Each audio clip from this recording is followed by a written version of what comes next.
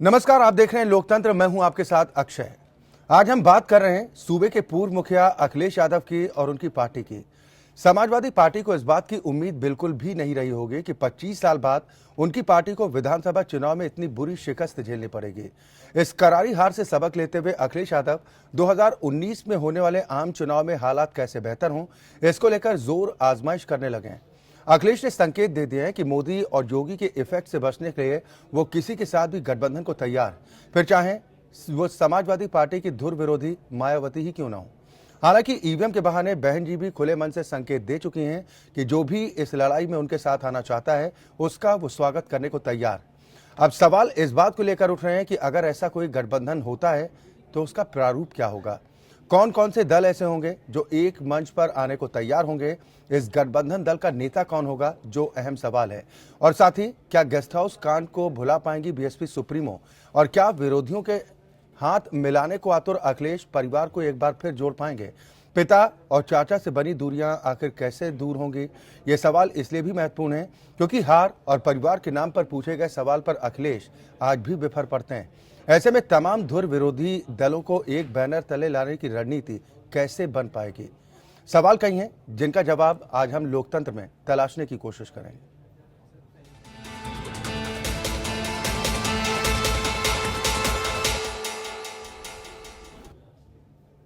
Samajwadi party 2017 में विधानसभा चुनाव में मिली करारी शिकस्त को भुलाकर मिशन 2019 में जुट गई और इसके लिए पार्टी अध्यक्ष अखिलेश यादव महागठबंधन के लिए प्रयासरत भी हैं। लेकिन अखिलेश के सामने गठबंधन के साथ साथ समाजवादी परिवार की अंदरूनी कलह भी एक बड़ी चुनौती होगी। सपा को कतई उम्मीद नहीं थी कि पार्टी को 25 साल बाद इतनी करारी शिकस्त झेलनी पड़ सकती है। 2019 में हालात कैसे बेहतर हों, इसके लिए सपा के राष्ट्रीय अध्यक्ष अखिलेश यादव महागठबंधन के लिए प्रयासरत हैं। इसके लिए वो लगातार दूसरे दलों के बड़े नेताओं से मुलाकात भी कर रहे हैं। तो वहीं अखिलेश ने इस महागठबंधन में बीएसपी सुप्रीमो मायावती से जुड़ने के संकेत भी दिए। गठबंधन की जहां तक बात है, मैं तमाम नेताओं से मिला हूं और धोखे पे बात नहीं करोगे जो धोखा दिया गया है। आने वाले समय में राजनीतिक जो भी गठबंधन बनेगा और जिस रूप में भी बने, समाजवादी लोग पूरी भूमिका निभाएंगे उसमें। गठबंधन की बात करने वाले अखिलेश यादव की असल दिक्कतें उनके खुद के घर में ही हैं। एक तरफ सदस्यता अभियान के जरिए पार्टी से जोड़ने की कवायद और दूसरे दलों को साथ लेने की बात करने वाले अखिलेश अपने ही घर में अलग थलग पड़ चुके हैं। बात चाहे उनके पिता मुलायम सिंह यादव की हो या फिर उनके चचा शिवपाल सिंह यादव की, पार्टी के दोनों बड़े नेताओं ने खुद को अलग कर लिया है। ऐसे में जब अखिलेश यादव से एपीएन ने सवाल किया तो उनका जवाब क्या था, आप खुद सुन लीजिए। गठबंधन की बात कर रहे हैं, लेकिन घर में नेताजी, शिवपाल जी सब ठीक बहुत कर रहे, बहुत छोटा दिल है तुम्हारा। 2 महीने जो अभ्यास पूरा है, आप मोराल बहुत छोटा दिल रखते हो। जिस ईवीएम ने सपा बसपा को यूपी की राजनीति में हाशिए पर ला दिया, अब उसी ईवीएम के विरोध के बहाने सपा बसपा महागठबंधन का हिस्सा बन सकते हैं। तो सवाल ये भी खड़ा होता है कि जब घर में ही अखिलेश सबको साथ लेकर नहीं चल पा रहे हैं, तो फिर गठबंधन के भविष्य पर सवाल निशान लगना लाजमी है। 2017 की करारी शिकस्त के बाद अब समाजवादी पार्टी मिशन 2019 पर जुट गई है। इसके लिए समाजवादी पार्टी ने सदस्य अभियान की शुरुआत भी कर दी है और वहीं पार्टी के राष्ट्रीय अध्यक्ष अखिलेश यादव एक गठबंधन की बात भी कर रहे हैं। लेकिन जब उनसे पूछा गया कि गठबंधन की बात तो ठीक है, लेकिन जो पारिवारिक कलह है वो कब थमेगी, तो इस बात का उनके पास कोई भी जवाब नहीं था। कैमरामैन मन्ना के साथ खुर्रम जामी, एपीएन, लखनऊ। या तो अब सवाल इस बात को लेकर उठ रहे हैं कि अगर ऐसा कोई गठबंधन अस्तित्व में आता है तो उसका प्रारूप क्या होगा, कौन कौन से दल होंगे जो इस गठबंधन का हिस्सा होंगे, इस मंच पर आने को तैयार होंगे, इस गठबंधन दल का नेता कौन होगा, और क्या गेस्ट हाउस कांड को भुला पाएंगी बीएसपी सुप्रीमो, और क्या विरोधियों से हाथ मिलाने को आतुर अखिलेश परिवार को एक बार फिर जोड़ पाएंगे। आज हम इसी पर चर्चा करेंगे। सभी खास मेहमान हमारे साथ जुड़ गए हैं। सबसे पहले अपने दर्शकों की मुलाकात अपने आज के मेहमानों से। मेरे साथ नोएडा स्टूडियो से 2 खास मेहमान हैं। बालेश्वर त्यागी जी हैं, आप बीजेपी के वरिष्ठ नेता हैं। त्यागी जी, बहुत स्वागत है आपका इस कार्यक्रम में शामिल होने के लिए। नईम अब्बास जी हैं, आप नेता हैं बहुजन समाज पार्टी नईम, आपका भी बहुत स्वागत। लखनऊ से 3 खास मेहमान हैं। संजीव मिश्रा हैं, आप प्रवक्ता हैं समाजवादी पार्टी के। संजीव मिश्रा, आपका भी बहुत स्वागत। अंशु अवस्थी बीजेपी का कांग्रेस का पक्ष रखेंगे, आप यूपी कांग्रेस के प्रवक्ता हैं। साथ ही वरिष्ठ पत्रकार हसीब सिद्दीकी साहब हमारे साथ इस चर्चा में शामिल हैं।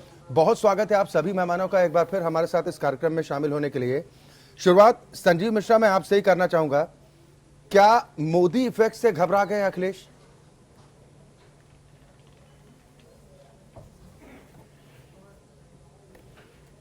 देखिए अक्षय, क्या मेरी आवाज आ रही है आपको? जी बिल्कुल, आपकी आवाज मिल पा रही है।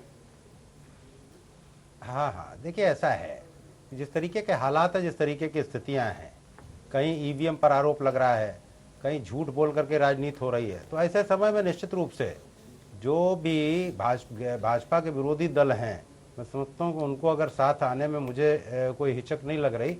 और ऐसी स्थितियां अगर बनती और हमारे राष्ट्रीय अध्यक्ष ऐसा निर्णय लेते हैं, मुझे लगता है कि 2019 में बड़े पैमाने पर हम लोग चुनाव में जीत हासिल करेंगे।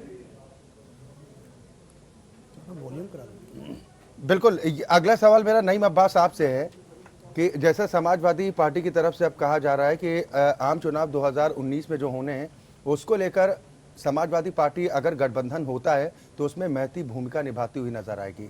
जो बहन जी की तरफ से अभी हाल में संकेत दिए गए, क्या उन्हीं संकेतों पर अखिलेश की हरी झंडी माना जाए इसे? देखिए, अखिलेश जी ने तो बहुत पहले भी हरी झंडी दे दी थी जब हंग असेंबली का चल रहा था, तो अखिलेश जी ने तो बहुत पहले पहल कर दी थी और ये उनका बहुत अच्छा निर्णय है। क्योंकि देखिए, हिंदुस्तान जो है पूरी दुनिया में एक सबसे बड़ा लोकतांत्रिक देश है और जिस तरीके से ईवीएम के माध्यम से इस देश को बेवकूफ़ बनाया जा रहा है, पागल बनाया जा रहा है, उसमें तो एकजुट पूरी सबको होना ही पड़ेगा। और आपने जैसे देखा अभी एमपी में जिस तरीके से वो चेकिंग चल रही थी, जितने भी पत्रकार वहाँ मौजूद थे और जिस तरीके से बटन प्रेस किए जा रहे थे, उस बटन प्रेस करने के बाद जो भी वोट पड़ रहा था वो कमल का फूल दिख रहा था और सब चैनलों ने उसको दिखाया। हर जगह तो देखिए ईवीएम के फॉल्ट सबको जनता देख रही है और जनता के सामने आ रहे हैं। तो जब इतने देखिए अमेरिका जैसे, तो फिर दिल्ली में जब विधानसभा चुनाव हुआ था उसमें भी उठना चाहिए था ईवीएम की गड़बड़ी को लेकर। 67 सीटें जब आम आदमी पार्टी को मिली तब आप लोगों ने गड़बड़ी की आशंका जाहिर नहीं की। अक्षय जी, जब तक एक भी सबूत नहीं था, किसी के पास भी नहीं था, आज इतने सबूत जो हैं आपके सामने, आपके चैनल के माध्यम से हर नेशनल चैनल पे दिखाए जा रहे हैं। आप मुझे बता दिए, जब दिल्ली का चुनाव हुआ, जब चुनाव में एक भी सबूत दिखा दिए ईवीएम के उसमें आया हो? अभी तो सारे चैनल ने दिखाना शुरू किया है, आपने भी दिखाया है, बड़े बड़े चैनलों ने दिखाया है कि देखिए जिस तरीके से ईवीएम पे अभी मध्य प्रदेश में तो सारे लोग खड़े थे और वो मशीन पे टेस्टिंग हो रही थी। टेस्टिंग होने के बाद जिस तरीके से हर बटन को प्रेस करके देखा गया, उसमें से सिर्फ कमल के फूल की पर्ची निकल रही है। तो ये तो एक तरीके से लोकतंत्र की एक तरीके से हत्या की जा रही है। और जब हर देश ने एक तरीके से नकार दिया ईवीएम को, तो आज हिंदुस्तान में क्यों नहीं नकारा जा रहा? बैलेट पेपर पे चुनाव कराया जाए और उसका देखिए नतीजा आपके सामने आ जाएगा। ठीक है, अंशु अवस्थी, आपकी पार्टी की क्या राय है? अगर इस तरह का कोई गठबंधन अस्तित्व में आता है तो कांग्रेस की उसमें क्या भूमिका होगी? साथ ही इस गठबंधन दल का नेता कौन होगा, इस पर आप लोग भी तो फोकस कर रहे होंगे। देखिए अक्षय जी, बिल्कुल सही बात है, बहुत अच्छा प्रश्न है आपका। गठबंधन के बारे में राष्ट्रीय समाजवादी पार्टी के अखिलेश यादव जी का जो बयान है वो स्वागत योग्य है, सकारात्मक है। चूंकि लोकतंत्र में सभी को अपनी बात रखने का अधिकार है। अखिलेश यादव जी ने एक पहल की है, प्रयास किया है, अच्छा प्रयास है। लेकिन गठबंधन के बारे में जो भी निर्णय होगा, चूंकि हम विधानसभा चुनाव गठबंधन में लड़े और जो भी भविष्य में गठबंधन को लेकर रणनीति बनेगी उसको लेकर केंद्रीय नेतृत्व निर्णय लेगा। चूंकि जिस तरीके से ईवीएम को भारतीय जनता पार्टी भुनाने का प्रयास कर रही है, आज भारतीय जनता पार्टी को कोई भी विषय काम करने को लेकर कोई चर्चा नहीं, सिर्फ ईवीएम। आप देखें कि चुनाव आयोग आज तक, हम भारत का चुनाव आयोग बहुत ही प्रतिष्ठित संस्था रहा है, तो चुनाव आयोग की छवि धूमिल न हो, इसको लेकर चुनाव आयोग को खुद ही पहल करनी चाहिए। आज अखिलेश यादव जी ने भी प्रेस कॉन्फ्रेंस में कहा कि हम लोग क्यों एक्सपर्ट लाएं, चुनाव आयोग को खुद ही अपनी बात रखनी चाहिए। आपने अटेर में देखा कि किस तरीके घटनाक्रम हुए, राजस्थान में धौलपुर में देखा किस तरीके के घटनाक्रम हुए। अच्छा जी, बिल्कुल सही बात है कि जो विश्व में देश जो इस मशीन को लाने वाले हैं, इसका आविष्कार किया, उन लोगों ने इसको छोड़ दिया है। और जो रही बात, अभी आप एक नईम जी से प्रश्न कर रहे थे कि आपने इसका पहले क्यों नहीं उठाया, तो ये एक मशीन है। मशीन जरूरी नहीं है कि उस समय खराब हो और आज ना हो, लेकिन आज सबूत मिले हैं, तो आज इसको सुधार की जरूरत है। और चुनाव आयोग ने इसको स्पष्ट भी कर दिया कि निकाय चुनाव में हम 2006 से पहले की मशीनों का इस्तेमाल नहीं करेंगे। तो ये सीधा कहीं ना कहीं संदेह के घेरे में ईवीएम मशीन है। चुनाव भारत में लोकतंत्र और जनता का जनादेश पारदर्शी रहे, चुनाव आयोग की छवि धूमिल ना हो, इसको लेके सोचने की जरूरत है, ना कि ईवीएम मशीन रहे न रहे, इससे फर्क नहीं पड़ता। ठीक है, तो इसका मतलब तो ये निकाला जाए ना अंशु अवस्थी जी, इसका मायने ये निकाला जाए कि आम आदमी पार्टी के साथ भी ये गठबंधन हो सकता है, आम आदमी पार्टी को भी आप लोग शामिल कर सकते हैं। केजरीवाल तो साफ कह रहे हैं कि वो IITian है, अगर उन्हें मौका मिले तो 10 खामियां कैसे होती हैं वो बता सकते हैं। साथ आएंगे क्या आप लोग? अच्छे जी, बिल्कुल सही बात है। 1 मई से चुनाव आयोग ने इस तरह की पहल की, लेकिन मैं फिर कहूंगा कि ईवीएम मशीन को लेके चुनाव आयोग को खुद ही जो उनके एक्सपर्ट हैं, उसको कौन उसमें सॉफ्टवेयर डाल रही है, कौन कंपनी है, तो खुद ही वो लोग बताएं तो अच्छा है। कि अटेर को लेकर उनको स्पष्ट रुख अपना स्पष्ट करना चाहिए कि आखिर ऐसा क्या था जब मध्य प्रदेश की चुनाव आयुक्त सलिला सिंह उसको देख रही थी, हर बटन दबाने पे भारतीय जनता पार्टी का वोट निकल रहा था, बीबीपीटी उसमें लगी हुई थी, वो भी मशीन लगी हुई थी जिससे पर्ची निकलती है। तो इसको लेकर आप हमारी राय न लेके अच्छा होगा ये कि चुनाव आयोग स्वयं इसमें पहल करे। ठीक है, और आगे आए, हाँ, इससे ये समस्याएं हो रही हैं। जो ईवीएम को लेकर जिस तरीके से सवाल उठाए जा रहे हैं, क्या ये सवाल उठाया जाना ठीक है? देखिए अक्षय जी, मैं भी शुरू में ये बात कहता था कि ईवीएम में कोई गड़बड़ी नहीं है, और इसके लिए मैं लोगों से काफी बहस भी करता था। लेकिन भिंड की घटना के बाद एक शक पैदा हुआ है देश के लोगों के मन में, और अब ये बहुत जरूरी हो गया है लोकतंत्र में, अगर कोई शक पैदा हो जाए लोगों के मन में, तो उसका निवारण जो है तुरंत होना चाहिए।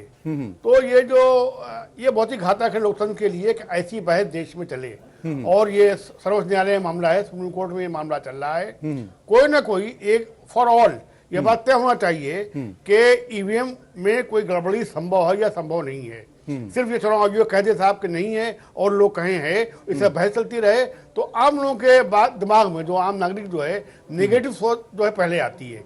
ये कि ह्यूमन साइकी है, तो लोग मान के चलने लगे हैं साहब नहीं गड़बड़ हुआ। अच्छा क्यों मानने लगे हैं भाई? बीजेपी को वोट मिला यूपी में, सब मिला 38%, 62% वोट जो है वो मिला अपोजिशन को, टोटल अपोजिशन को जोड़िए आप। तो ज्यादातर लोग ये कहने वाले हो गए, मानने वाले हो गए। वो सही हो गलत हो ये मैं नहीं कहता कि क्या सही है क्या गलत है, लेकिन लोग ये मानने लगे साहब इसमें गड़बड़ है। तो इसलिए ये जो आशंकाएं ये है, इसका तुरंत निदान होना चाहिए, वरना लोकतंत्र के लिए ये बहुत ही जो है घातक है ये। बिल्कुल, लेकिन एक सवाल ये भी उठता है, जैसा अभी तमाम विरोधी पार्टियों की तरफ से बीजेपी की ये कहा गया कि टैंपरिंग की गई थी ईवीएम में, जिसका नतीजा था कि बीजेपी के पक्ष में प्रचंड बहुमत गया। अगर टैंपरिंग करनी है, आप चाहे महागठबंधन बनाइए, चाहे जो भी कीजिए, वो तो फिर आगे भी हो जाएगा। नहीं, तो वही बात तो ये लोग कर रहे हैं, अपोजिशन यही बात कर रहे हैं साहब। ये सिस्टम जो है चुनाव का, क्योंकि और देशों में जो है वो चुनाव ईवीएम से नहीं होता, वहाँ बैलेट होता है आज भी। जो विकसित देश हैं, हमसे बहुत आगे हैं, वहाँ होता। ये इन लोगों का आर्गूमेंट है। मैं इसमें, क्योंकि मैं इसका एक्सपर्ट नहीं हूँ, इस पर अपनी राय कोई नहीं दे सकता, लेकिन ये बहुत जरूरी है लोकतंत्र की रक्षा के लिए, लोकतंत्र में लोगों की आस्था बढ़ाए रखने के लिए, कि इसके ऊपर फॉर ऑल, चाहे वो तकनीकी लोग हों, चाहे वो कानून के लोग हैं, जो लोग भी हैं, चाहे बैठे हैं एक बार, और इसका जो है जनता के सामने जो है एक कोई भी जो है वो आना चाहिए साहब ये सही है या गलत है। ठीक है, बालेश्वर त्यागी जी, चीजें ऐसी हैं जहाँ चुनाव हुआ। आऊंगा सर मैं आपके पास। बालेश्वर त्यागी जी, क्या जवाब देना चाहेंगे जो आपके विरोधी दलों की तरफ से तमाम सवाल उठाए जा रहे हैं कि ईवीएम में टैंपरिंग की गई, जिसका नतीजा ये, क्या पंजाब में जो नतीजे आए उसको ध्यान में नहीं रखना चाहिए? क्या इससे पहले जो दिल्ली में नतीजे आए उसको ध्यान में रखना नहीं चाहिए? क्यों तब ये सवाल नहीं उठाए गए? और जिस घटना का जिक्र अभी किया जा रहा है मध्य प्रदेश की, उसके बाद क्या अब जरूरी नहीं हो जाता कि लोकतंत्र के इस महापर्व पर लोगों का भरोसा कायम रहे, उसको लेकर एक बार जांच पड़ताल होनी चाहिए, और ये पहल आप लोग करें? नहीं, कोई दिक्कत नहीं है। चुनाव आयोग ने कहा है, और अब मई में वो प्रारंभ होने वाला, वो चुनौती देने वाले कि दुनिया के जितने भी एक्सपर्ट हैं वो आए और इसमें गड़बड़ करके दिखाएं, सारे सबके सामने बात स्पष्ट हो जाएगी। ये सबके सामने आने वाली चीज है, ये कोई गुपचुप की पुड़िया नहीं है कि ऐसे ही खुलेगी और ये कह दिया जाएगा ये हो गया है। बात यह है कि खुद कांग्रेस के नेता कह रहे हैं पंजाब में कि अगर ईवीएम में गड़बड़ होती तो हम सत्ता में कैसे आ पाते। अब दिल्ली में जो केजरीवाल 67 जीत पाए हैं सीटें, तो वो गड़बड़ होती नहीं, तो कैसे हसीब जीत सिद्दीकी साहब ने पाते। जैसा कहा कि जो अगर आशंकाएं किसी बात को लेकर जन्म ले रही हैं और लोग एक बार फिर इस बात की मांग कर रहे हैं राजनीतिक दलों के लोग कि बैलेट पेपर के माध्यम से ही चुनाव अब कराए जाने चाहिए, कोई दिक्कत नहीं है। जब विज्ञान आगे बढ़ रहा है, आज बहुत सारे क्षेत्रों में हम अपने जीवन में विज्ञान का प्रयोग करते जा रहे हैं, सारे संसाधनों का उपयोग कर रहे हैं, ये भी हो रहा है। लेकिन इसका मतलब ये नहीं है अभी सुप्रीम कोर्ट में चल रहा है, सुप्रीम कोर्ट का निर्देश होगा या चुनाव आयोग जो करने जा रहा है कि चैलेंज कि आओ और इसमें गड़बड़ करके दिखाओ, सारी चीजें लोगों के सामने साफ हो जाएंगी। बात ये नहीं है, बात ये है कि लोगों को अपनी खराबियों का, अपने कुशासन का, अपने भ्रष्टाचार का, अपनी अव्यवस्थाओं का जो जनता का नतीजा आया है उसको नहीं बर्दाश्त कर पा रहे हैं। ठीक है। और उसके कारण एक मशीन के सिर पर जो है घड़ियां फोड़ना चाहते हैं, ये स्थिति है। ठीक है। बालेश्वर त्यागी जी, आप आपने बहुत तो वरिष्ठ किताब नेता हैं, किताब बनाई थी। आप बहुत उम्रदराज हैं, आपके मुंह से ये बात शोभा नहीं देती। हमने ये बिल्कुल नहीं ये कहा। लोकतंत्र का अपमान है महाराज, अंशु हमारे अवस्थी, ये नेता ने लोकतंत्र का अपमान है। पंजाब में हमारे नेता ने कहा, ये बात मैं 403 मानता हूं, सीटों में मैंने फिर कहा। 325 सीट अंशु जीतने अवस्थी वाली जी, है। बीजेपी ये पार्टी कह रही को- है कि विरोधी अपनी हार को पचा नहीं पा रहे हैं। अच्छा जी, मैं आपको बता दूं, हार और जीत चलती रहती है। हार जीत अपनी जगह है लोकतंत्र में। ये भारत का इतना अच्छा स्वस्थ लोकतंत्र है, हार जीत चलती रहती, कोई बड़ी बात नहीं है। परिवर्तन होना चाहिए, नयापन आना चाहिए। लेकिन आज ईवीएम मशीन आप देखें कि जो हमसे विश्व में बहुत सारे देश हैं जो हमसे कई गुना आगे हैं विज्ञान में, जैसा बालेश्वर त्यागी जी ने कहा, हम लोग भी विज्ञान में प्रगति कर रहे हैं, लेकिन और देश हमसे बहुत कई गुना आगे हैं। लेकिन वो लोग आज बैलेट पे इलेक्शन करा रहे हैं। आज लोगों के मन में ये शंका आ गई है। मैं आपके चैनल पे इस बात का पुरजोर समर्थन करता हूं, आपकी बात से सहमत हूं कि लोगों के मन में जब ये शंका आ जाए तो उस चीज का निराकरण चुनाव आयोग को स्वयं आगे आकर करना चाहिए। आखिर चुनाव आयोग की छवि को धक्का पहुंच रहा है इससे कहीं ना कहीं। और मैं आपको बता दूं, बहुत सारे चैनलों पे बहुत लोग ये बात कह रहे हैं, जो हमारे मुख्य चुनाव आयुक्त हैं उनको प्रलोभन दिया गया एक बहुत बड़े पद का। तो खैर ये बात अपनी जगह है, लेकिन क्या हसीब सिद्दीकी साहब, ये प्रलोभन का जो जिक्र अभी अंशु अवस्थी की तरफ से किया गया, ये तो फिर केंद्र सरकार जो भी रहेगी सत्ता में, जिसका भी राज होगा, ये तो आरोप लगते रहेंगे। जैसा अब तक सीबीआई को कहा जाता रहा कि सीबीआई तो तोता है, तमाम जो इन्वेस्टिगेशन एजेंसीज हैं उन पर सवाल उठते रहे, फिर तो यही होगा जिसकी केंद्र में सत्ता वो मनमर्जी करेगा। मैं इस बहस में नहीं पड़ता, क्योंकि इससे जो है मैं मानता हूं कि लोकतंत्र कमजोर होता है ऐसी बहसें होने से। लेकिन एक बात मैं याद दिला दूं त्यागी जी को कि उनकी पार्टी जब जनसंघ हुआ करती थी 1971 में चुनाव हुआ था, और तब बल्लाल बहादुर जी इनकी पार्टी के अध्यक्ष थे।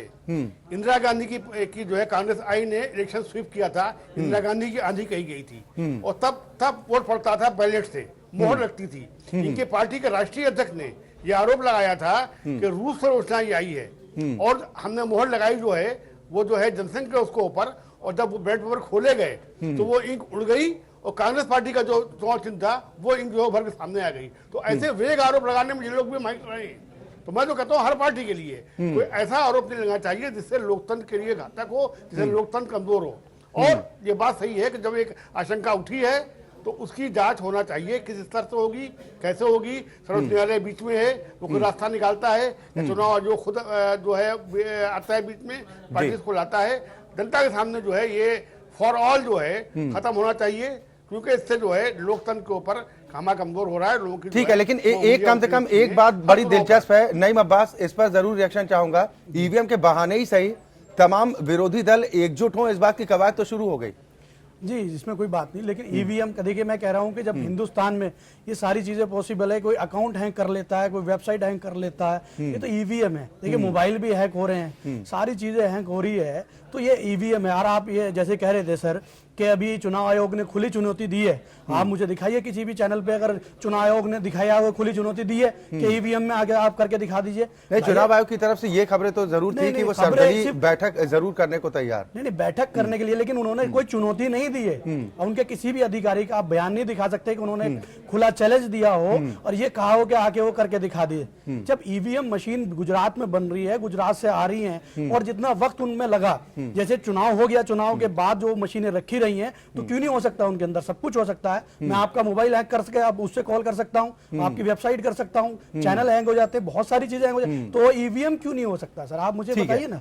ठीक है, एक बार गठबंधन पर हम फिर वापस आते हैं। ईवीएम पे संजीव मिश्रा, कि अखिलेश यादव ने यह साफ तो कर दिया कि वो तमाम राजनीतिक दलों के नेताओं से मेल मुलाकात भी करेंगे और गठबंधन को लेकर क्या खाका होगा उसको तैयार करने की कोशिश करेंगे। लेकिन एक बड़ा सवाल यह है कि समाजवादी पार्टी के भीतर जो कलह पिछले कुछ वक्त पहले देखने को मिली थी, शायद अब भी कुछ तल्खी बरकरार है। क्या पिता और चाचा से दूरी मिट पाएगी?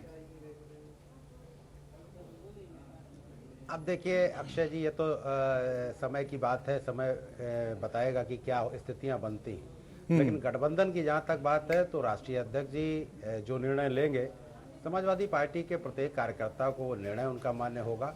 और मैं समझता हूं कि इस विषय में अब पहल करने की जरूरत आ गई है, क्योंकि जहां एक तरफ एक राजनीतिक दल झूठ बोल करके सरकारें बना रहा है, जनता को बरगला करके और गुमराह करके सरकार बनाने की कोशिश हुई है, तो ऐसे समय में झूठ बोलने वालों को रोकने के लिए मुझे लगता है कि आने वाले समय में उन सभी दलों को एकजुट होना पड़ेगा, जिन दलों को इस बारे में पूरा विश्वास है कि ये वो लोग हैं जिन्होंने 2014 का जो कमिटमेंट किए थे, जो बातें कही थी, वो आज तक नहीं पूरी कर पाए। और उत्तर प्रदेश में 2017 के चुनाव में अभी 25-26 दिन हुए, इसलिए बहुत ज्यादा आरोप लगाने की स्थितियां नहीं है। 4-6 महीने हो जाएंगे तो निश्चित रूप से कुछ दिखाई देने लग जाएगा। लेकिन इन 25 दिनों में क्या स्थितियां रही, इसका अगर आकलन ये त्यागी जी करेंगे, मुझे लगता है ज्यादा उचित रहेगा, क्योंकि कोई भी ऐसा काम अभी तक 25-26 दिनों में नहीं हुआ। ना लॉ एंड ऑर्डर की कोई व्यवस्थाएं ठीक हुई हैं। जिस तरीके से बूचड़ खाने के नाम पर अंडे वालों की दुकानें, मछली वालों को और ये जो मीट वाले होते हैं, इनकी दुकानों को जलाया गया, जिस तरीके से एंटी रोमियो के नाम पर भाई बहनों को रोक करके बेइज्जत किया गया, तो ये सब चीजें जो हुई हैं, अभी तक मुझे नहीं लगता कि कोई चीज पटरी पे आई है। और ऐसे समय में जहां एक तरफ 25 दिन में 150 बलात्कार हो चुके हों, 100 से ऊपर हत्याएं हो चुकी हों, निश्चित रूप से एक प्रश्न चिन्ह लगाता है। और मैं तो एक चीज और कहूंगा, जहाँ ये लोग 3 और 3.5 और 4 मुख्यमंत्रियों की बात करते थे, आरोप लगाते थे, तो आज तो 7 मुख्यमंत्री काम कर रहे हैं। तो अब क्या ये 7 मुख्यमंत्री से उत्तर प्रदेश को चलाएंगे? और उसके बावजूद भी जहाँ ये कहते हैं कि योगी जी बहुत योग्य है, तो क्या जरूरत थी 2 उप मुख्यमंत्री बनाने के? क्या जरूरत थी एक पीएमओ से प्रशासनिक अधिकारी को भेज करके? नहीं संजीव, लेकिन बीजेपी के नेताओं की तरफ से ये कहा जा रहा है कि विपक्षी पार्टियां इतना ज्यादा भयभीत हैं तो फिर ये बात बोलनी चाहिए कि अब उनके पास कोई रास्ता उन्हें नजर नहीं आ रहा है, और यही वजह है कि अब एक दूसरे का साथ टटोलने की कोशिश हो रही है। वो नहीं है। हम तो स्वस्थ विपक्षी दल की भूमिका निभा रहे हैं अक्षय जी, हम तो स्वस्थ विपक्षी दल की भूमिका निभा रहे हैं। अगर हम स्वस्थ विपक्षी दल की भूमिका ना निभा रहे होते तो ये पहले ही 24 घंटे में जो इन्होंने कहा था कि हम ये कर देंगे, वो कर देंगे, ये कर कुछ नहीं पाए। केवल ये समाजवादी नाम को हटाने की कोशिश कर रहे हैं। जो बड़े बड़े हमारे प्रोजेक्ट थे उन पर जनता को गुमराह करने की कोशिश कर रहे हैं कि बड़ा ये हो गया, वो हो गया। अभी तक कोई जांच नहीं हो पाई। कोई जांच हो और दूध का दूध और पानी का पानी हो, मुझे लगता है तब कहना चाहिए। लेकिन भारतीय जनता पार्टी के कार्यकर्ता और नेता केवल गाल बजाना जानते हैं और जनता को गुमराह करना जानते हैं। ठीक है बालेश्वर जी, अगर इस तरह का कोई गठबंधन बनता है, जैसा बिहार में भी देखने को मिला था, उसका खामियाजा भी भारतीय जनता पार्टी को भुगतना पड़ा था, ये गठबंधन अगर होता है तो बीजेपी के सामने एक बड़ी चुनौती होगी। बीजेपी तो इसका स्वागत करेगी। ये गठबंधन आए, कोई नीति लेकर आए, कोई सिद्धांत लेकर आए, अपना नेता तय करे और क्या स्ट्रेटजी है वो जनता के सामने रखे।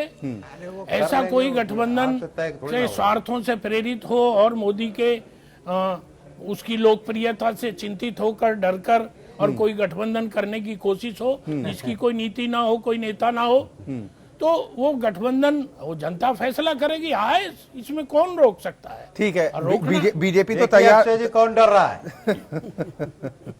ठीक है, नहीं अब्बास, कितना परेशान हो गए त्यागी जी। लोगों के जहन में एक सवाल भी चल रहा है कि अगर सपा बसपा, ठीक है सर मैं आऊंगा, लोगों के जहन में चल रहा है कि अगर सपा बसपा साथ आती है तो गेस्ट हाउस कांड की लोग याद कर रहे हैं कि क्या बहन जी वो कांड भुला पाएंगी?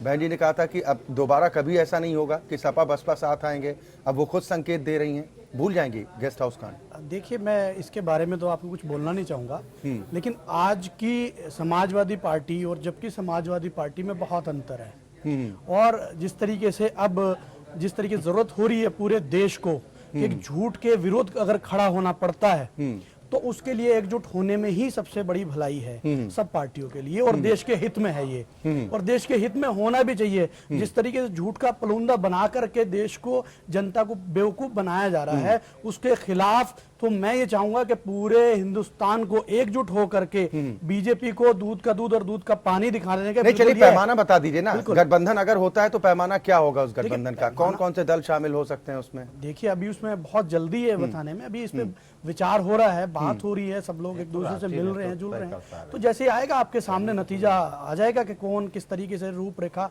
तैयार की जा रही है, आपके सामने उसका रिजल्ट आ जाएगा। कुछ नहीं, सवाल इसलिए अहम हो जाता है कि क्या बीएसपी सुप्रीमो किसी दूसरे का नेतृत्व तो पसंद करेंगे? देखिए, मैंने कहा ना, इसमें बहुत जल्दबाजी होगी कोई भी कहना, और जैसे ही ये सारी चीजें एक साथ जुट जाती हैं उसके बाद सबके सामने आ जाएगी। अंशु अवस्थी जी, अभी जल्दबाजी की बात कही जा रही है, हालांकि भारतीय जनता पार्टी की आप लोगों को जानकारी भी होगी कि राष्ट्रीय कार्यकारिणी की बैठक चल रही है जिसमें 2019 को लेकर मंथन अभी से शुरू हो रहा है। आप लोग क्यों पिछड़ रहे हैं? जो कहा जा रहा है कि अभी कुछ भी कहना जल्दबाजी होगा, क्या वक्त आप लोगों को नहीं लग रहा है कि अगर इस तरह का गठबंधन पहले बन जाए कहीं फिर यूपी वाला हाल ना हो कि आप लोग कहते हैं कि गठबंधन थोड़ा देरी से हुआ इसलिए फायदा नहीं मिला? देखिए अक्षय जी, नईम अब्बास जी की बात को आप दूसरी तरफ ले जा रहे हैं। नईम अब्बास जी ने यह कहा कि गठबंधन को लेके अभी चर्चा नहीं है, लेकिन हर पार्टी लोकसभा चुनाव के लिए अपनी अपनी तैयारियों में जुट गई है।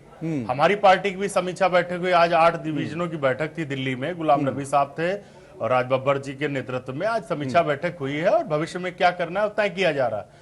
तो कहीं ना कहीं सारे दल अपने अपने स्तर पे लोकसभा चुनाव की तैयारियों के लिए जुट गए हैं।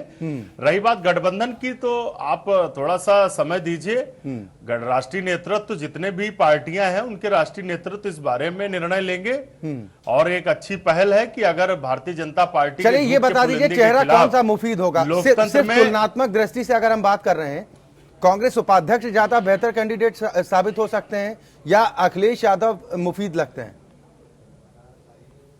देखिए, हमारे नेता राहुल गांधी जी हैं, इसमें कोई दो राय नहीं, लेकिन नेतृत्व कौन होगा ये उसी समय गठबंधन की दशा और दिशा तय करेगी। गठबंधन में सबका कहां पे किसका स्थान है, कौन किस स्थिति में खड़ा है, तो कहीं ना कहीं इसी तरीके से गठबंधन की रूपरेखा तय होगी, गठबंधन का नेता तय होगा। आप समय रखिए, थोड़ा सा हौसला रखिए। ठीक है संजीव मिश्रा, भारतीय जनता पार्टी को आप लोग भी चाहते होंगे कि अखिलेश बड़ी भूमिका निभाते नजर आए। आप लोग कहते भी रहे कि युवा नेता हैं अखिलेश यादव, बेहतर उन्होंने उत्तर प्रदेश के लिए काम किया है, अगर उन्हें आगे बेहतर मौका मिलता है तो देश के लिए भी बड़ा बेहतर काम कर सकते हैं क्योंकि उनका काम बोलता है। अखिलेश ज्यादा मुफीद रहेंगे? अच्छा जी, बिल्कुल ठीक या राहुल? बिल्कुल ठीक कह रहे हैं आप। अगर मेरी चलती या मेरे मन से ही होता तो मैं तो केवल और केवल अखिलेश यादव जी को ही नेता मानता, लेकिन ये राष्ट्रीय नेतृत्व तो तय करेंगे और मैं समझता हूँ जितनी भी राजनीतिक दल होंगे जो भारतीय जनता पार्टी को हराने के लिए एकजुट होंगे और झंडा लेकर के चलेंगे, वो सारे दलों के नेता एकजुट होंगे और एक साथ बैठेंगे और फिर उसमें निर्णय हो जाएगा। ये कोई बहुत संजीव कैसे होगा? आपकी पार्टी के कई नेता, लक्ष्य एक आप है, जो राष्ट्रीय नेतृत्व की बात कर रहे हैं, किसी तरीके से 2019 में धूल छटाई जाए। बिल्कुल संजीव, जो आप ये बात कर रहे हैं कि आपके जो राष्ट्रीय स्तर के नेता हैं वो इस पर बातचीत करेंगे, आपकी पार्टी के कई राष्ट्रीय स्तर के पुराने नेता हैं जो कह रहे हैं कि अखिलेश ने जो वादा किया था कि चुनाव नतीजों के बाद जो भी फैसला होगा उसके बाद पार्टी की कमान हम एक बार फिर नेताजी को सौंप देंगे, अब वक्त आ गया है कि वो अपना वादा पूरा करें। और आप कह रहे हैं कि तमाम दूसरे दलों के नेताओं को साथ में मिलाकर गठबंधन बनेगा। परिवार नहीं संभल रहा है, बाकी दल कैसे संभल पाएंगे? अक्षय जी, ये आप बड़े पत्रकार हैं और आपका बड़ा चैनल है, ये तो अगर हमारे पार्टी के राष्ट्रीय अध्यक्ष जी से आपने पूछा होता, आज बड़ी प्रेस कॉन्फ्रेंस की थी उन्होंने, वहां पूछा गया होता तो मैं ज्यादा उचित लगता और वो ज्यादा सर हमने पूछा था संजीव मिश्रा जी, एक है, इसीलिए मेरा सवाल आपसे था।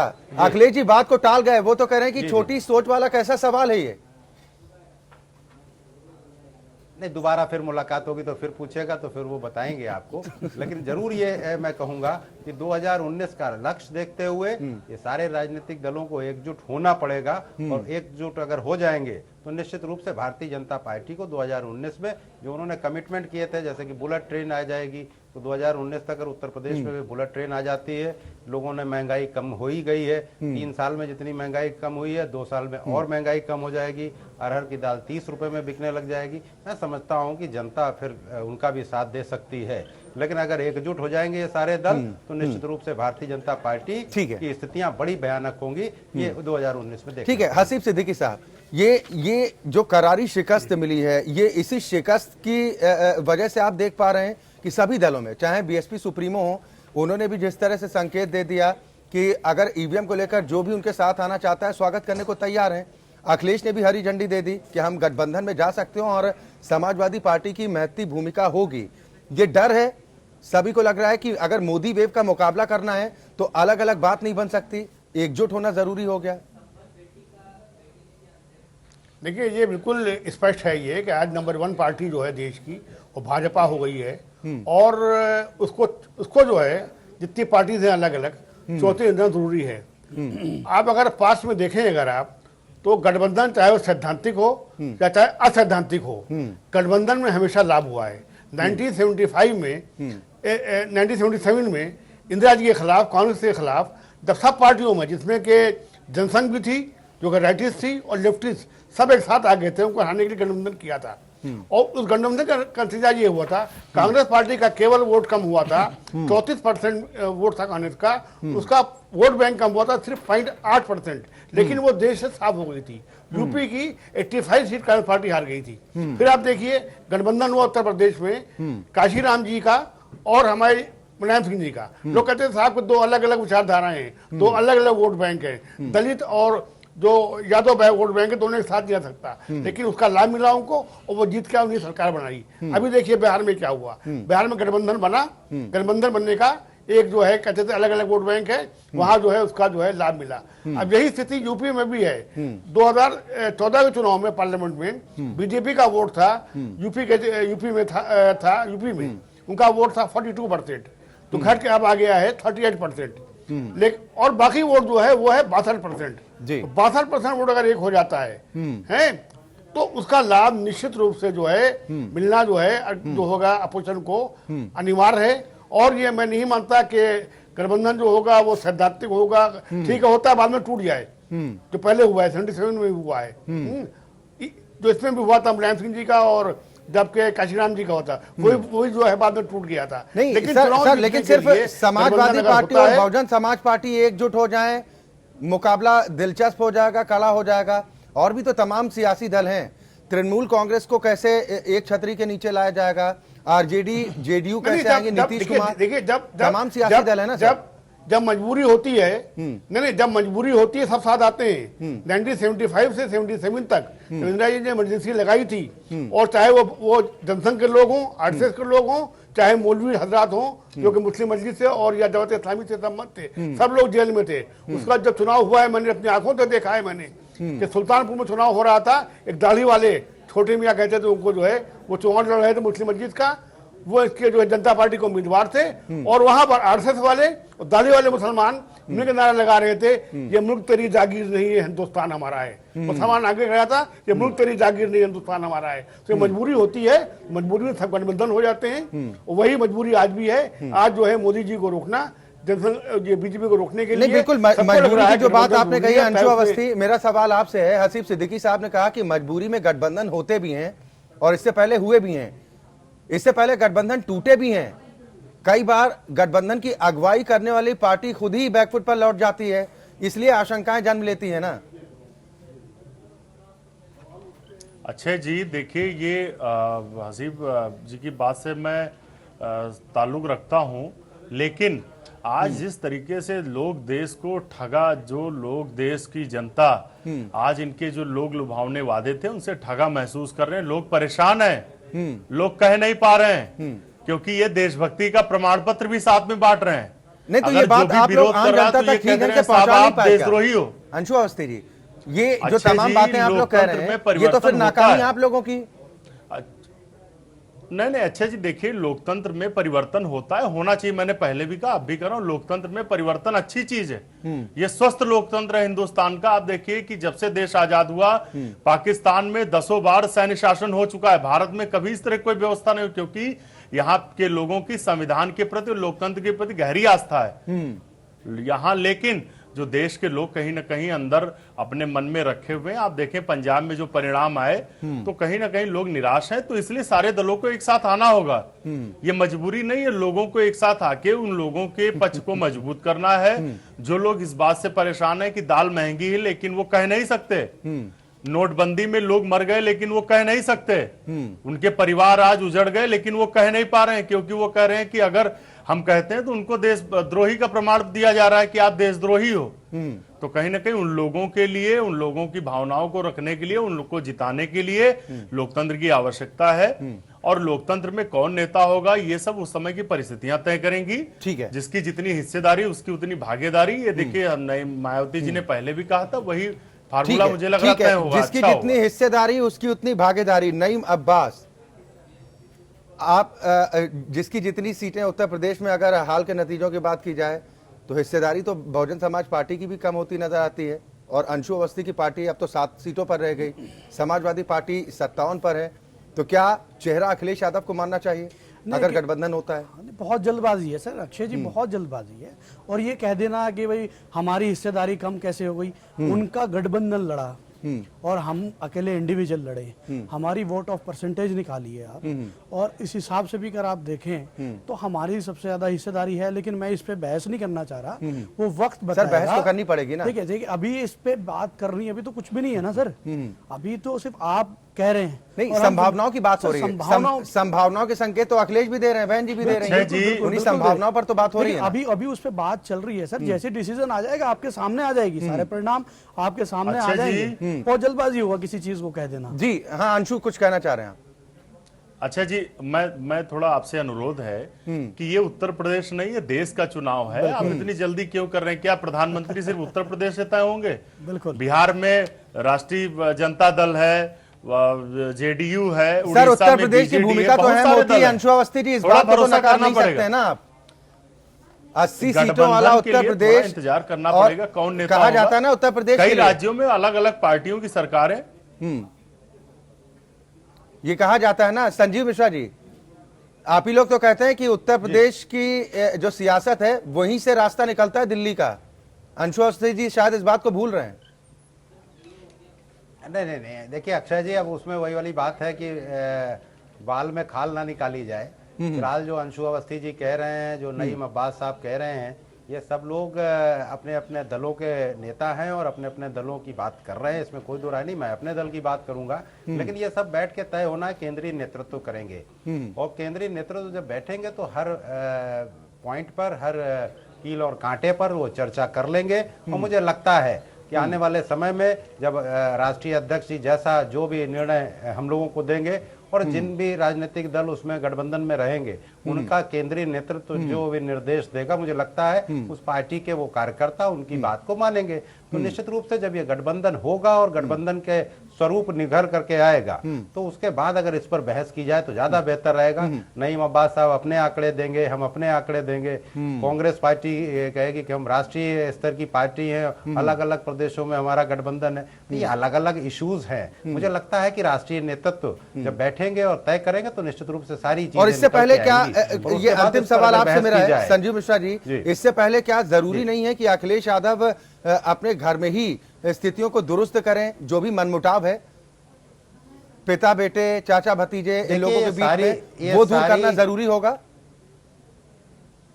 अक्षय जी, आपकी बात में दम है। आप अपनी बात जो कह रहे हैं वो अपने स्तर से बहुत सही कह रहे हैं, लेकिन निश्चित रूप से जो भी स्थितियां बनेंगी, जैसे भी हालात बनेंगे, उस आधार पर गठबंधन भी होंगे। आने वाले समय में 2019 की हम सब समाजवादी लोग तैयारी करेंगे और बड़े पैमाने पर जनता के बीच में जाकर के अपनी बात रख करके, मुझे लगता है तब तक इन लोगों ने जो गलतफहमियां फैलाई हैं वो भी दूर करने का काम हो जाएगा। और जनता की समझ में आ जाएगा कि जो अखिलेश यादव जी ने विकास किए थे, असली विकास वही था। ईमानदारी से जो ये लोग काम कर रहे हैं, ये झूठ बोलने वाले लोग हैं और ये झूठ बोलने का काम कर रहे हैं। चलिए ठीक है, बहुत शुक्रिया संजीव मिश्रा जी हमारे साथ इस चर्चा में शामिल होने के लिए। धन्यवाद। बालेश्वर त्यागी जी, मैं आपके पास आता हूं। जैसा अभी संजीव मिश्रा जी भी कह रहे हैं कि अभी थोड़ा जल्दबाजी होगा, अभी जब सभी पार्टियां मिल बैठेंगी, बातचीत होगी, उसके बाद जो भी रास्ता अख्तियार होता है। लेकिन क्या आपको नहीं लगता कि एक डर है मोदी वेव का, कि कहीं मोदी वेव एक बार फिर 2014-2017 यूपी इलेक्शन की तरह न चल जाए? नहीं, इसी वजह से सब एकजुट होने की कोशिश कर रहे अक्षय हैं। जी, बात ही ये है, ना कोई इनकी नीति है, ना कोई सिद्धांत है, ना नेता है, केवल डर है और सच्चाई को स्वीकार करने का साहस नहीं है। आज भी झूठ झूठ झूठ। अरे अभी टेलीविजन देखा होता तो जो भुवनेश्वर में जनता उमड़ कर आई है मोदी जी के स्वागत में, जिस तरह का पूरे प्रदेश में माहौल है, योगी जी की फैसलों का रोज रोज जो जनता के लिए फैसले लिए जा रहे हैं, जिस तरह से जनता बम बम है, उसको स्वीकार नहीं कर पा रहे हैं। अवस्थी जी सवाल उठा रहे हैं, नईम अब्बास सवाल अब ये तो यही सवाल ही उठाने का है। ये तो इस पर भी सवाल उठा रहे हैं कि 324 पर भी सवाल उठा रहे हैं। ये तो सब सवाल उठाने का ही इनके हिस्से में है, सच्चाई को स्वीकार करने का। अखिलेश कह रहे हैं कि रोमियो के नाम को को बर्बाद पढ़ने कर का रही है इनमें योगी साहस सरकार। नहीं है। रोमियो के नाम को बर्बाद कर रही है, बदनाम कर रही है, अखिलेश यादव कह रहे हैं। अभी अखिलेश यादव जब कह रहे थे कि सर्जिकल स्ट्राइक कहां से शब्द आया है, अब रोमियो की परिभाषा वो तय कर रहे हैं। तो ये तो यही कहना है, सब लोग प्रसन्न हैं प्रदेश में, सब लोगों को बड़ा विश्वास जगा है, सब लोगों को लगता है कि सही व्यक्ति के नेतृत्व में प्रदेश आगे बढ़ेगा और एक नया परिवर्तन प्रदेश नहीं, लेकिन में एक चुनौती आएगा। तो बढ़ जाएगी अगर हम उत्तर प्रदेश विधानसभा चुनाव 2017 के जो नतीजों की अगर बात करें, तो आपका जो भी अलायंस था उसका वोट ऑफ परसेंटेज अगर निकालें और सपा, कांग्रेस, और बहुजन समाज पार्टी का निकालें, तो कहीं ना कहीं भारी तो पड़ते हुए नजर आते हैं। अगर तीनों एकजुट हो जाते तो चुनौती तो होती बीजेपी के सामने। अक्षय जी, मैं आपसे अनुरोध करना चाहता हूं कि ये गठबंधन और ये दलों का है और दलों के नेताओं का है, ये जनता का गठबंधन नहीं होता। जनता की जो वोट है वो 1 और 1 2 नहीं होते, वो फैसला करती है कि नीतियां क्या हैं। ये कह रहे हैं कि मोदी को रोको, मोदी कह रहा भ्रष्टाचार को रोको, मोदी कह रहे हैं महंगाई को रोको, मोदी कह रहे हैं काले धन को रोको। तो ये जनता तय करेगी कि मोदी को रोकना जरूरी है या जो मोदी करने जा रहे हैं, जो रोक रहे हैं मोदी, ये जरूरी है, ये जनता फैसला करेगी। ठीक है, हसीब सिद्दीकी साहब, क्या एक जो विपक्ष की नाकामी की है कि बड़ी वजह आपको ये नजर आती है कि वो मूल मुद्दों से कहीं ना कहीं भटक गए, कहना कुछ और चाहते थे लेकिन अटक किसी और बात को ले गए, कि सिर्फ विरोधी पार्टी की कमियां गिनाते रहना, अपने एजेंडे को सामने ना रखना, क्या एक बड़ी चुनौती यही थी जिसका खमियाजा उठाया? नहीं, देखिए, अगर प्रचार में या रणनीति में अगर कमी ना होती तो ये लोग हारते ही क्यों? सीधी सीधी बात है भाई, कोई ना कोई इनकी रणनीति में, जनता को समझने में, जनता का मूड समझने में, क्या जनता का मूड है, इसमें अपोजिशन जो था वो नाकाम रहा, इसका उसको ये खमियाजा जो है इस चुनाव में भुगतना पड़ा। लेकिन जो अभी हमारे त्यागी जी कह रहे थे कि नीतियां फला ढमक, उसमें जो है गठबंधन जो है, आप देख लिए जब भी गठबंधन में आप भी शामिल हुए हैं, 1977 का गठबंधन कौन था? नीतियों का गठबंधन था। जनसंघ और जो है घोर जो है पार्टियां जो हैं जो लेफ्टिस्ट थी, उनसे आपने सीपीआई को छोड़कर बाकी से आपने गठबंधन किया। आपने उसका जो भी सरकार बनी, या यूपी में आप ले लिए, गठबंधन हुआ सपा बसपा का, कौन सा जो सिद्धांतिक गठबंधन था। लेकिन गठबंधन, सीधी बात है कि वोट का ट्रांसफर जो है होता है चुनाव में, ये हम देखते आए हैं। 1977 में कांग्रेस पार्टी का केवल 0.8% वोट कम हुआ था, और आप लोगों के अपोजिशन के, तब अपोजिशन में थे आप, सबके एक हो जाने से आप लोगों ने इलेक्शन जो है स्वीप किया था। और आप बात उठा रहे हैं नेता की, नेता तो बन ही जाता है भाई। देखिए, आप प्रधानमंत्री देवेगौड़ा जी बन गए, चंद्रशेखर जी बन गए, हमारे जो हैं वो चरण सिंह जो है बन गए, तो वो तो सब बात की बातें होती हैं। और जब मजबूरी होती है तो इस पर झगड़ा जो है शुरू में नहीं होता है कोई भी, ये मेरा अपना अनुभव है। जो है एजेंडा ये होता है कि फला जो सामने खड़ा हुआ है उसको हमको हराना है, और नेता के बाद जो है वो बाद में आ जाएगी। ये खाब उठा रहे हैं आप अक्षय जी बार बार, मैं भी मानता हूँ कि सापा का स्वरूप क्या होगा, ये बहुत बड़ा मुद्दा है। सापा में सब कुछ ठीक नहीं है, और मुझे लगता है कि सापा जो है इस स्वरूप को अपने प्रकार नहीं रख पाएगी। एक न एक दिन जो है दोनों धड़ों को फैसला करना होगा कि वो क्या करते हैं, कहाँ जाते हैं। उधर देखिए, अपर्णा यादव जी जाके मिलती हैं, यहाँ पर मोदी से पहले मिली थी जी, उनकी तारीफ की थी, यहाँ योगी जी से मिली, और सुनते हैं कि बातचीत चल रही है, हमारे और लोगों की भी सपा का एक धड़ा जो है, तो अब ये अलग होते हैं, क्या करते हैं, अलग होते हैं तो बीजेपी में धड़ा जाता है, मर्ज होता है, पार्टी बनती है, अलायंस होता है। तो अभी तो 2 साल 2.5 साल बाकी हैं, बहुत समय बाकी है, बहुत कुछ होगा। अक्षय जी ठीक है, अंशु अवस्थी या अखिलेश ने भी जिस तरह से संकेत दिए कि गठबंधन में अगर जाती हैं तमाम पार्टियां तो उनकी पार्टी महत्वपूर्ण भूमिका निभाने को तैयार है। बहन जी भी इस बात का इशारा दे ही चुकी हैं कि अगर कोई साथ आना चाहता है तो वेलकम करने को तैयार हैं। राहुल गांधी ने विधानसभा चुनाव के नतीजों के पहले जिस तरह से प्रेस कॉन्फ्रेंस हुई थी अखिलेश यादव और राहुल गांधी की, उन्होंने संकेत दिया था, तारीफ की थी बीएसपी सुप्रीमो की, तो उस तारीफ के भी मायने निकाले जाने चाहिए क्या कि आने वाले वक्त में अब तीनों पार्टियां गठबंधन में आ सकती हैं? आप लोग तैयार हैं क्या इसके लिए? देखिए अक्षय जी, मैंने फिर कहा कि अखिलेश जी का और मायावती जी का ये एक अच्छी पहल है, स्वागत योग्य कदम है, लेकिन गठबंधन कब होगा, कैसे होगा, क्या उसका प्रारूप होगा, कौन नेता होगा, क्या रणनीति होगी, क्या एक कॉमन मिनिमम प्रोग्राम होगा, इसको लेके राष्ट्रीय नेतृत्व तय करेगा और आप इसके लिए इंतजार करिए। गठबंधन की आवश्यकता जरूर है, ये मैं जरूर कहना चाहूंगा कि गठबंधन की आवश्यकता है। उत्तर प्रदेश हो चाहे देश हो। बालेश्वर त्यागी जी को शायद ये नहीं पता है कि आप बात कर रहे हैं कि आप जनपद मुख्यालय पे 24 घंटे बिजली देंगे, तहसील मुख्यालय पे 22 घंटे बिजली देंगे। आज आपको ये पता है कि प्लांट लोड फैक्टर जो हमारे विद्युत उत्पादन केंद्र हैं उनका क्या परसेंटेज है? 60% विद्युत उत्पादन हो रहा है। आज कोई बिजली खरीदने वाला नहीं है। और एक तरफ हमारे मीडिया जगत भी दिखाता है कि बहुत सारे राज्यों में भाजपा की सरकारें हैं, केंद्र में भी भाजपा की सरकार है। तो कहीं ना कहीं इनका दोहरा रवैया है। इस दोहरे रवैये को और इनकी जो झूठी नीति है, इनकी कोई नीति है ही नहीं। इनकी नीति सिर्फ सत्ता प्राप्ति है, येन केन प्रकारेण सत्ता हासिल करना इनकी नीति है। अभी हसीब अहमद जी ने बताया कि जब 1977 में गठबंधन हुआ तो ये सबके साथ चले गए। आज इनकी विचारधारा अलग हो गई, तो इनकी कोई विचारधारा ही नहीं, इनकी एक विचारधारा और एक उद्देश्य है, सत्ता की प्राप्ति। 2000 आज श्रम मंत्रालय की एक रिपोर्ट आई है अक्षय जी कि यूपीए सरकार द्वितीय में, यूपीए 2 में 2009 से 2011 के बीच में 23 लाख रोजगार दिए गए। ये आज की रिपोर्ट है। आज भारतीय जनता पार्टी की केंद्र में सरकार है। आज एनडीए की गवर्नमेंट में मोदी जी के नेतृत्व में 2014 से और 2016 तक 4,40,000 लोगों को संगठित क्षेत्र में रोजगार मिला। अंशु जी, इसीलिए तो हम सवाल उठा रहे हैं कि आप लोग टीवी डिबेट में, ज्यादा रोजगार टीवी मिला, बहस में तो ये मुद्दे उठाते हैं, लेकिन इन मुद्दों को, इन नाकामियों को जिसे आप गिना रहे हैं, आम जनता तक ठीक ढंग से पहुंचा नहीं पाते, इसीलिए पार्टी का यह हर्ष होता है। हम अपनी बातों को आम जनता तक पहुंचाते हैं और आम जनता समझती है, लेकिन कभी इन लोगों का काम है कि जज्बातों में बहका के वोट ले लेना। मैंने फिर बताया कि हम सत्ता प्राप्ति सर, ये राजनीति नहीं करते। ये सवाल जो आप कर रहे हैं हसीब सिद्दीकी साहब, इस पर एक छोटा रिएक्शन जरूर लूंगा। क्या आम वोटर बहकावे में आता है? आम मतदाता को राजनीतिक पार्टियां बहकाने का काम करती हैं? अच्छा जी, जिस तरीके से 15 लाख का वादा किया गया था, क्या 15 लाख मिला लोगों को? क्या किसानों के कर्जा माफी की बात हुई थी? क्या दोहरी नीति नहीं अपनाई गई किसानों के साथ? ठीक है, अगर ये दोहरी नीति, हसीब सिद्दीकी साहब, क्यों आम जनता का समर्थन फिर भी बना हुआ है? हमने तमाम सवाल भी उठाए हैं नोटबंदी को लेकर भी, जहां पर कमियां रही हैं, विरोधी पार्टियों की तरफ से जो आवाज उठाई गई है उसको भी हमने खूब उठाया, लेकिन क्या वो वजह देखते हैं कि लोगों पर ये विरोधी पार्टियां भरोसा कायम करने में नाकाम रही हैं?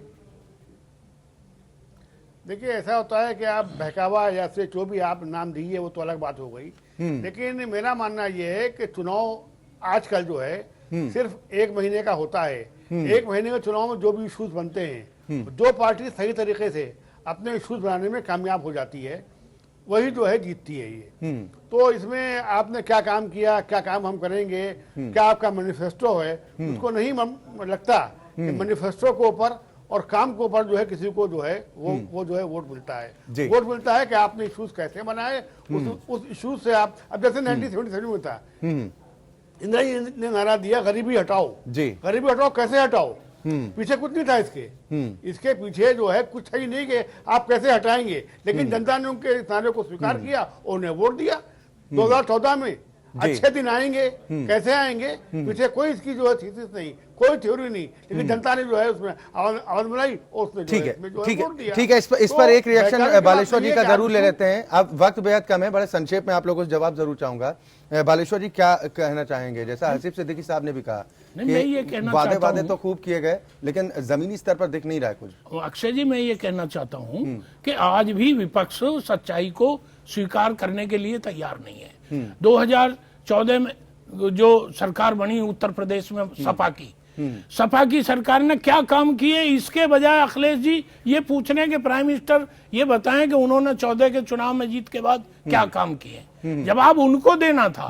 आज नोटबंदी की बात आज फिर कर रहे हैं। उत्तर प्रदेश की जनता ने नोटबंदी के पक्ष में वोट दिया है। उन्हें लगता है भ्रष्टाचारियों पर कड़ा प्रहार सरकार ने किया है। जो मुद्दे हैं, जिन मुद्दों को जिन्हें जनता अप्रिशिएट कर रही है, या तो आप उसको समझना नहीं चाहते, या आप केवल कहना है तो कुछ ना कुछ कहें, इसलिए कहते चले।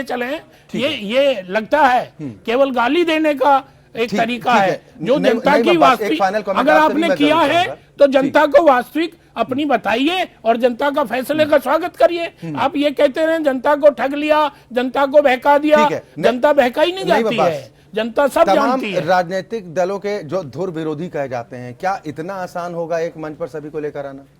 देखिए वो तो वक्त तय करेगा, लेकिन जिस तरीके से जो झूठो वादे इन्होंने किए ना 2014 में चुनाव हुआ, जिस तरीके से वाकई में उनको जो जिस तरीके से बताया गया कि 15 लाख आएंगे और आपका कर्ज माफ होगा, अच्छे दिन आएंगे, इतनी नौकरियां मिलेंगी, आज तक तो किसी को जनता को कुछ नहीं मिला है। और जिस तरीके से इन्होंने इस बार चुनाव में वादा किया था सबका साथ सबका विकास, वो तो देख रही है, पूरे हिंदुस्तान की जनता देख रही है किसका साथ किसका विकास हो रहा है। और जिस तरीके से एंटी रोमियो बनाया गया, जिस तरीके से किस तरीके से लोग पिट रहे हैं, भाई बहन पिट रहे हैं, मियाँ बीवी पिट रहे हैं, सब तरीके एक तरीके से गुंडा राज मचा के रख दिया अभी से ही। अभी तो एक महीना पूरा भी नहीं हुआ, 24 इसी तरीके से आपने देखा टीवी पे दिखाया जा। सर देखिए त्यागी जी, टीवी पे हमने भी देखा, आपने भी देखा, एक हस्बैंड वाइफ पिटे और वो थाने में जाके बैठ गए और उन्होंने फिर सबूत देना पड़ रहा है। ऐसा क्यों हो रहा है? सबूत किस लिए मांगा जा रहा है? हर जगह तो सबूत मांग रहा है ये देश, जनता देख रही है। 5 साल आपके काम देखकर निर्णय दिया है। चले त्यागी जी, आप बहुत सीनियर है, ठीक है। यानी आप लोगों को लगता है कि जो तमाम वजह हैं, आप लोगों को नहीं, बात ये लगता है कि जो तमाम वजह हैं इनको लेकर आप सभी दलों के साथ गठबंधन में आएंगे। अंशु, अब वक्त इससे ज्यादा इजाजत नहीं दे रहा है, अगर 10 सेकंड में आप अपनी बात पूरी कर लें। 10 सेकंड में मेरा कहना है कि भारतीय जनता पार्टी 2014 में भ्रष्टाचार के मुद्दे पे आई थी। जो भी भ्रष्टाचारी हैं उनको जेल भेजने का काम करें, हम ये लेके जनता के बीच में जाएंगे। सब जाएंगे, जो इनका मुद्दा था इससे पिछड़ रहे हैं, आज तक कोई बालेश्वर जी कह रहे हैं कि सब जाएंगे, परेशान ना हो, विपक्षी पार्टियां वादा पूरा जरूर होगा। 3 साल हो गए अपने परिवार के। चलिए बिल्कुल, बहुत शुक्रिया आप सभी मेहमानों का, बहुत शुक्रिया आप सभी मेहमानों का हमारे साथ इस कार्यक्रम में शामिल होने के लिए। तो दरअसल सवाल इस बात को लेकर उठ रहे हैं कि अगर ऐसा कोई गठबंधन बनता है, अस्तित्व में आता है, तो उसका प्रारूप क्या होगा, कौन कौन से दल ऐसे होंगे जो एक मंच पर आने को तैयार होंगे, और इससे गठबंधन दल का नेता कौन होगा, और क्या गेस्ट हाउस कांड को भुला पाएंगी बीएसपी सुप्रीमो, और क्या विरोधियों से हाथ मिलाने को आतुर अखिलेश अपने परिवार को फिर जोड़ पाएंगे? ये तमाम सवाल हैं जिनका जवाब आना बाकी है। हालांकि अभी तमाम राजनीतिक दलों की तरफ से यही कहा जा रहा है कि अभी काफी वक्त है, थोड़ा इंतजार कीजिए, महागठबंधन भी होगा और बीजेपी के सामने कड़ी चुनौती भी होगी। लोकतंत्र में आज के लिए बस इतना ही। एपीएन न्यूज में खबरों का सिलसिला लगातार जारी।